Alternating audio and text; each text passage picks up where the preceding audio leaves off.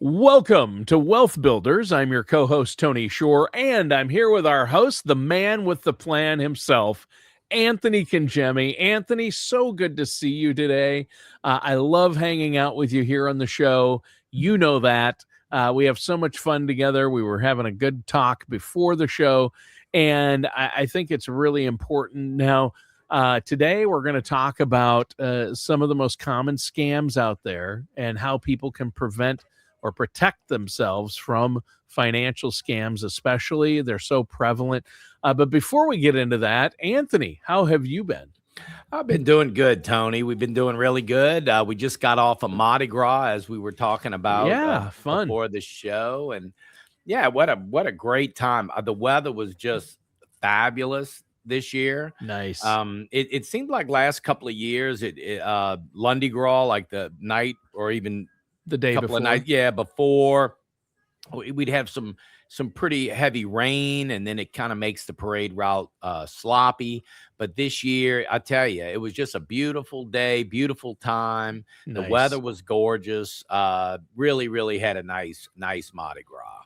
Good. I know you and the staff, usually the office is closed. You go to that event, you spend a day or two together, and I think that's fantastic that you do that. Yeah. And we talked about maybe next year I'll be out there for Mardi Gras. Man, I hope so. I tell you what, I think you'd really be able to make it down. Yeah, I would love that. Well, this topic today, Anthony, is a big one. Yeah. Because you mentioned to me that you've had some examples of people you work with or people you know getting scammed by people, right? Yeah, Tony, it just seems more prevalent. It just seems more prevalent today. I don't know if it's, because of technology or AI, but it just seems like almost several times a week, we are hearing from a client that is sending us an email that they received that, came from, or supposedly it didn't, but came from like Social Security or they're getting phone calls and saying their car warranty is expired. And everywhere you look, or accounts at the banks being compromised and hacked. I'll tell you, I don't know if it's just, it just seems more prevalent today than it has ever been. And yes, we have a couple of cases in our office where, we had some out of town clients that got scammed significantly, and it was a bunch of money, Tony. So we really just in our newsletter this month we sent out some of the top scams that are out there right now, and of course we're devoting this show today on talking about what people should be looking out for. Yeah, well, and I think that's good, because it's sad that, it's not good that it's going on, but I agree with you, Anthony, that it's become so much more prevalent. My mother-in-law fell for it. My dad fell for one of the scams, and they were out some money. And in one case, a few $1,000s. And it was because their computer, they must have clicked on something. Yeah. And their computer got really slow, right? They opened something up in an email, and then they get a phone call. Hey, is your computer not working? We noticed that your computer may have a virus. This is Microsoft, and we can fix it. We have a fee if you want us to fix it. Your computer will run great again. Well, then they give this person, not only do they give them a credit card number, but they give them access codes to open their computer, and then they can get passwords. Yeah, we need you to go to this website and enter your password. You don't ever tell it to us. Just go to the site and do it. Well, the same, they're getting it from that site. Yeah, and so they scare the people. They scare them, and then they'll call back, and then it'll work for a while, because they have then complete control over the computer, and they can slow it down. They introduce a virus. They control it. And that's becoming more and more prevalent.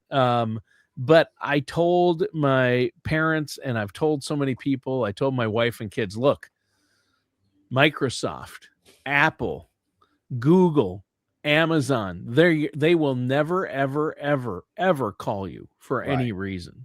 Right. If you get a call and it says it's Google or Amazon or Microsoft, it's not true. They won't call you. Just hang up. And same with Social Security and the IRS. They're not calling you. They won't call you. Right. Yeah. Well, we actually set up, Tony, a little hotline over here at our office and a special email that we put out to our clients saying, look, if you get some suspicious email, or if somebody calls you on the phone and it just seems so, urgent and legitimate, and you're confused as to whether it's legitimate or not, to give us a call, have them give us a call. We want whatever they're claiming, we want this in writing.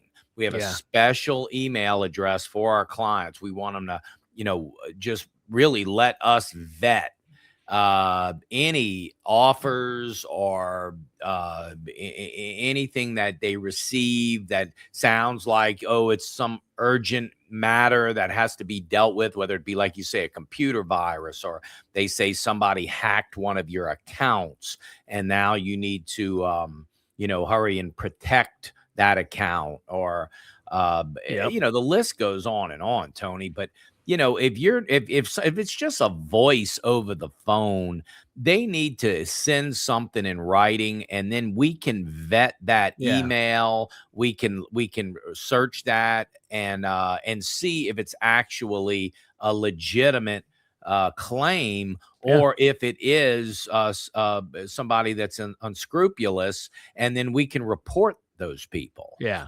And almost always it's not legitimate. So the key is just hang up the phone. Oh, 100%. And if they say they're from a government agency, or if they say they're from somewhere like Microsoft, put it in the mail. Look up.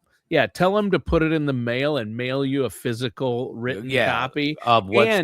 Or if you think, oh, I'm worried that it might be urgent, you go online, do the research. Don't call the number they give you or go to a website they give you. Right. Look up that information for that company. If it's a bank or a credit card company, look at the number on the back of your card. Don't call a number they give you back ever. No. If they leave a message saying call us, or if they ask you a yes or no question, never say yes to anything, because then they'll use that recording to say you approved something you didn't. There are so many things to watch out for. Let's go over one of the first ones it sounds like, oh, that could never happen to me, but I actually know somebody this happened to, and that's the grandparent scam. Tell us about that. The grandparent scams. Artists call elderly individuals pretending to be a grandchild in disarray, requesting money for bail, medical emergency, or some type of travel mishap. I mean, this happened to my wife's grandfather. Her brother, my wife's brother, they called the grandfather and said the brother was in all kinds of trouble, and that he was put in jail, and that he needed to go to Western Union. They finally caught Mr. Tom, the grandpa. This was years ago. He's passed, but they caught him right before he wired money to Western Union. They had him so ramped up about his grandson that was in jail, and he needed this money to get him out of jail, or he'd be shipped to some other, jail or prison.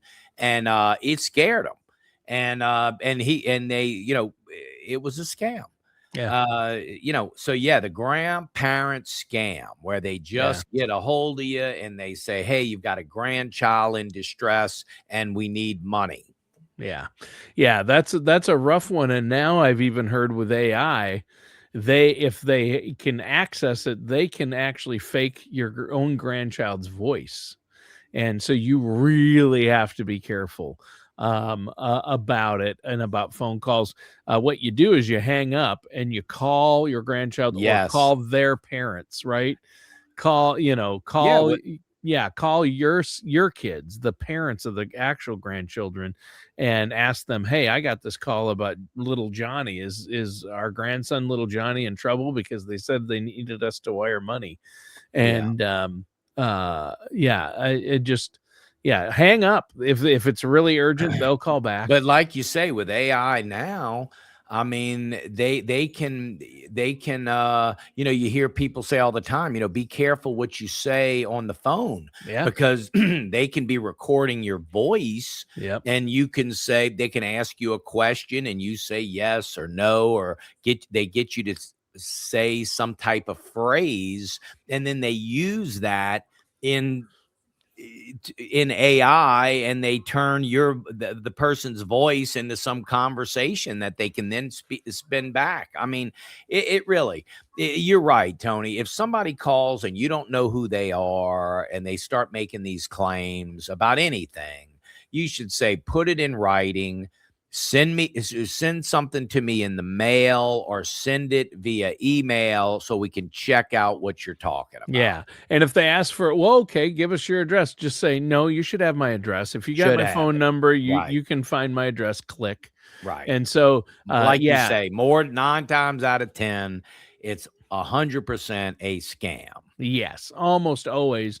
Any unsolicited call or email or text. And that's the problem. They have so many ways. I mean, I get phone calls and texts now every day, Anthony, that are scams every day. And they're targeting. The problem is they target seniors. They're targeting seniors, and then these wild claims, or or even investments. Oh, we're going to buy gold and physical gold. I have one in my office now. She's not a client, but she wants to become a client. And we're still trying to find the physical gold where the gold is supposed to be stored. And the people don't answer the phone. Right. When we think about custodians, Tony, like a Charles Schwab or a big banks, or Fidelity, there's big custodians, reputable custodians out here that you can open accounts and put money in accounts with, and so I don't know if people, recognize that the credibility of the custodian, who's holding the assets. Is it a bank? Is it a brokerage firm? Whether it's cash, investments, or physical gold, who is the but who's holding it? Yeah, who's holding it? Who's the third party custodian? If it's Charles Schwab, the biggest in the world, maybe, that's legitimate. But that's if it's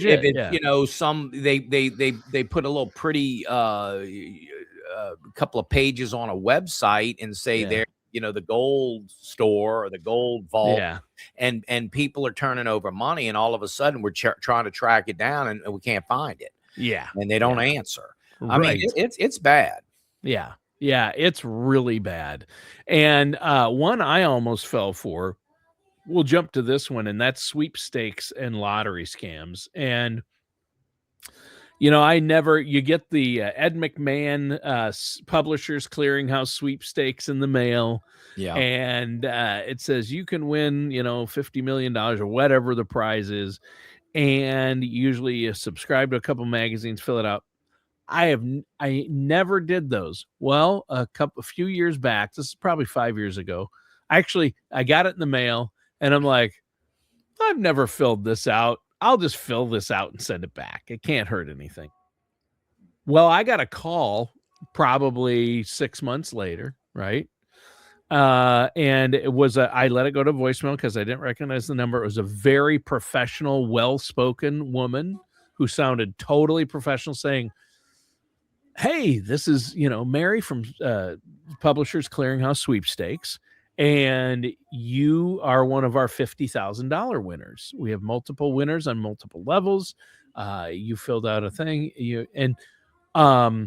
please give us a call back, and we'll get your information, and we'll, on where to transfer the money, all this. They wanted information. And so I was about to call him back. I'm like, holy cow, because I've never filled one out, but I did. Now Yeah. they might have access to get the names of who actually applies, or that thing could have been a scam that I got in the mail and I filled it out and sent it in. Right. But I luckily I stopped myself and I'm like, wait, and I went to the computer and I searched, Publishers Clearinghouse scams, and it took me right to the Publishers Clearinghouse website. They have a whole section on scams, people using their name and their sweepstakes. And it said, we will never, for any reason, call or text you or email you. We won't even mail you other than the entry form.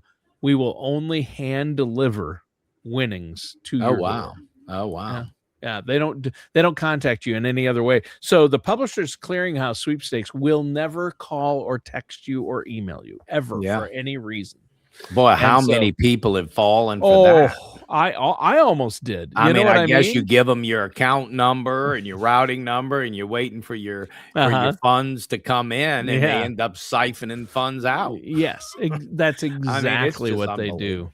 Yeah, because they make you set up then I read more about it, and then how they get your money is they make you set up a password and ask you the questions like, what's your mother's maiden name, and they ask you to fill out all this stuff. Well, then they have all that information, and a lot of people use the same password, so then they can get your information. So yeah. I mean, it's bad, and it's getting worse. And so, like you say, I mean, if you just, you could cut down 95% of the risk, if not 100% of the risk, by just not entertaining the call at all. Right. You just don't entertain it. Just tell them, look, put it in the mail. Send me an email with all your information, who you're calling from, where you're located, the name of your company, what you're trying to say. Put it in an email. Then when the email comes in, that email can be vetted. We can see who it's coming from. We can see if it's legitimate. Yeah. And again, the majority of the time it's not. And and don't give them your email address, because they should have that. If they know all these things about you, just say, well, then just send me an email. Yeah. I mean, hang up the phone. Don't give them any information. Calling from all over the world. Yeah. And they can make it look like they're calling locally. The number that shows up on your phone, I'm like, well, this is in my hometown. It's got your area code. Yeah. And but they can and they're calling you from they're calling you from another country. Right. They're in Russia or China. Yeah. So it's crazy. But another thing is, again, I think it's sad how they target older adults and seniors. They just, and my dad, as his he used to be really sharp, but cognitively he's not. Right. And he sees things on TV and they advertise these things. And luckily now he'll call me, hey, is this, I got a letter asking for money for this. And I said, nope, don't write a check, Dad. We're not going to pay them anything.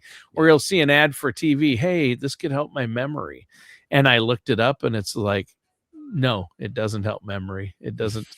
It's not the FDA approved, and it's in actual tests. The placebo, the sugar pills had just as much of positive effect as the actual, and they charge crazy, like, hundreds of dollars per bottle. And he wanted to buy this. And I'm like, no, don't do it. Most of that stuff is scams. And it's really unfortunate. I mean, these people are preying on retirees, senior citizens, people that, as they get older, they're, I don't know, they're more trusting maybe, or like you say, they're just not as familiar with this technology type of, and things like that. Yeah. Right. And it just all seems legitimate. Plus, they're more trusting. More trusting. And it came on the computer, and it came into my email. Hey, it's like, they just feel that it's legitimate. I mean, my mother, She drives, she's got a new car as well. It's about a year old. And at least once a month. Now she's 86 years old and she's, but we have this conversation about once a month. She calls me and tells me that her car warranty is going to expire and that they told her that if she does not make the payment, the car. Now the car has a 100,000 mile, 10-year warranty, factory warranty, and it's a year old. But yet somebody's calling her and telling her that her car warranty is about ready to expire. And they're doing that about once a month. I mean, and I guess they're waiting for her to pull out her credit card and say, oh, gee, I don't want my car warranty to expire. So here, take my credit card number and let's pay for it. Yep, that's exactly. I get those all the time. The warranty ones. I get texts and voicemails. Warranty, probably home warranty, car warranty, and people are like, well, yeah, I don't, my car warranty company's calling me or my home warranty company's calling me. I need to get this paid. I don't want it to lapse, and it's just, and it's a scam. Yep. It is a scam. And they can make it look like it's, we got something in the mail the other day and it looked like it was from our energy provider, but it wasn't. They were just spoofing theirs and they wanted, you need to protect your appliances. And if you pay this much a month, you'll get this. And then, no, we're operating as a third party. And then I looked it up and everybody said, nope, that's a scam. You got to do due diligence. You have to do your due diligence. And if you don't have the tools to do the research, and that's why in our newsletter this month, and we'll continue to beat this drum, we set up a special website for our clients or a special email for our clients where if they do get contacted, to give our email address that we've set up specifically where they can send us their full name, their phone number and email address, their physical mailing address, and the name of the company they're calling from, so we can do the due diligence and the vetting and make sure that it's a legitimate caller.